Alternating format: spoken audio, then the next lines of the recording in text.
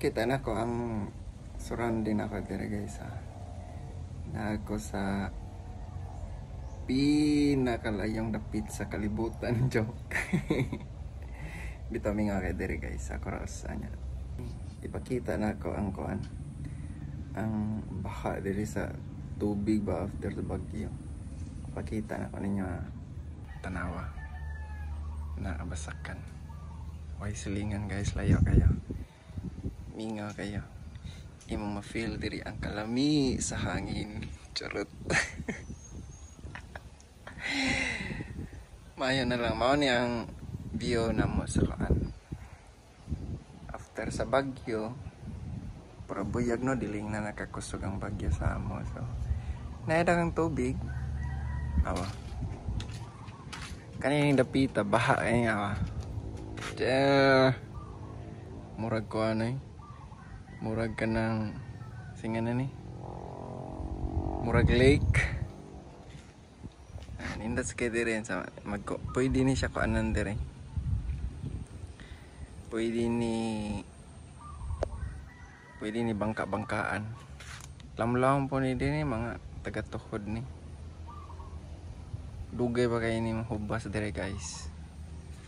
Yan, diha sa bato, diha likod na. Napa nga ilawom kay diha nga tubig ko ana taga murag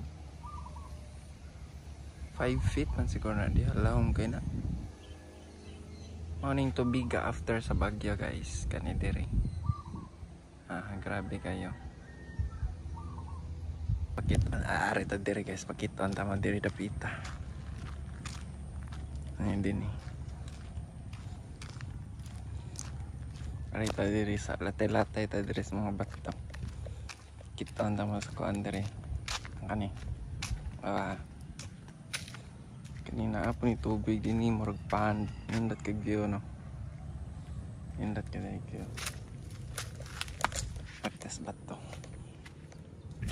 Chan. Uy. San buta. Aritas bato. Chan. Hini taglatay dire.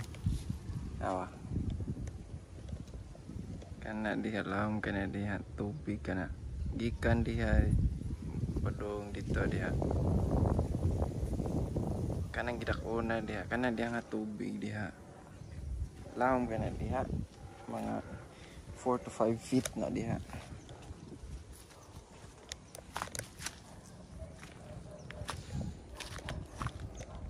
Dia dan kanang daan dia taghan sa kay nagtubig dagi baha na.